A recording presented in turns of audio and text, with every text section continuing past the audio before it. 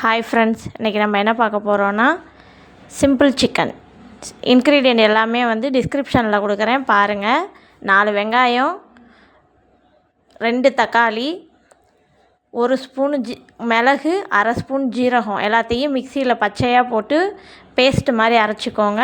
இஞ்சி பூண்டு தனியாக பேஸ்ட்டாக அரைச்சிக்கோங்க.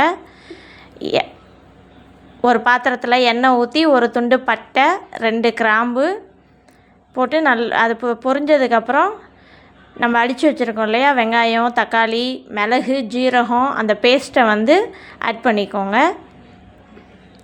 இந்த சிக்கன் செய்கிறது ரொம்ப ஈஸிங்க. பிக்னஸ் கூட கற்றுக்கலாம், செய்ய தெரியாதவங்க கூட கற்றுக்கலாம். ரொம்ப ஈஸியாக இருக்கும், ட்ரை பண்ணி பாருங்கள். வெங்காயம் தக்காளி பேஸ்ட் ஆட் பண்ணோன்னே நல்லா வதக்கி விடுங்க. வெங்காயம் தக்காளி பச்சை வாடை போகிற வரைக்கும் வதக்குங்க. பச்சை வாசனை போனதுக்கப்புறம் இஞ்சி பூண்டு பேஸ்ட்டு சேர்க்கலாம். நல்லா வதங்கணும். இஞ்சி பூண்டு பேஸ்ட்டு 3 ஸ்பூன் சேர்த்துருக்கேங்க நான். இஞ்சி பூண்டு பேஸ்ட்டை சேர்த்து இதோட பச்சை வாசனையும் போகிற வரைக்கும் நல்லா வதக்கி விடுங்க.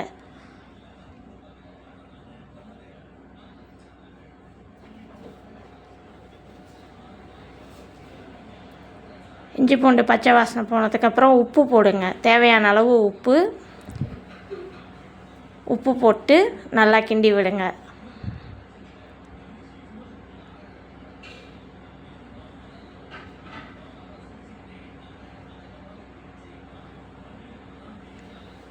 எல்லாமே நல்லா வதங்கட்டும். பச்சை வாசனை போனதுக்கப்புறம் மஞ்சள் பொடி அரை ஸ்பூன்,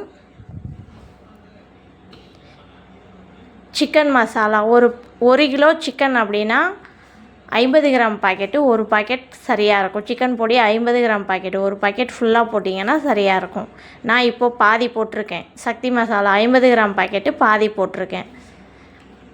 பொடியோட பச்சை வாசனை போகிற வரைக்கும் நல்லா வதக்குங்க.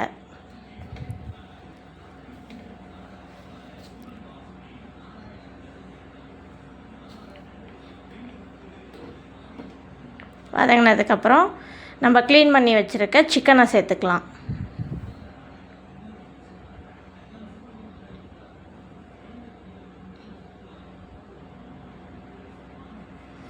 சிக்கன் ஃபுல்லாக சேர்த்ததுக்கப்புறம் நல்லா கிண்டி விட்டு கொஞ்சம் நேரம் வேக வைங்க. இந்த பேஸ்ட்டு எல்லாமே சேர்த்து நல்லா வெந்து வந்தோடனே, சிக்கன் கொஞ்சம் நேரம் வெந்து வந்ததுக்கப்புறம் கொஞ்சமாக கருவேப்பிலை சேர்த்துக்கோங்க. நல்லா கிண்டி விடுங்க. அதுக்கப்புறம் சிக்கன் மூழ்கிற அளவுக்கு தண்ணி சேர்த்துக்கோங்க.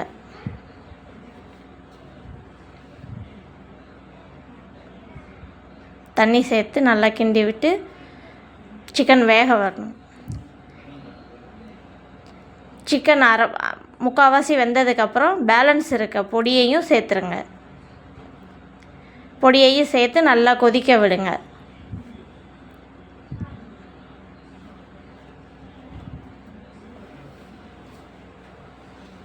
எல்லாமே நல்லா கொதித்து வந்ததுக்கப்புறம் கொஞ்சமாக புதினா, கொத்தமல்லி, புதினா ஃப்ளேவருக்காக கொஞ்சமாக சேருங்க.